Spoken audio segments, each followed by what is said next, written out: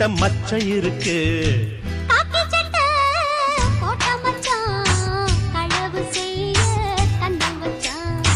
கண்ணம் வைக்க வந்த மச்சான் கண்ணத்துல கண்ணம் வச்சான்.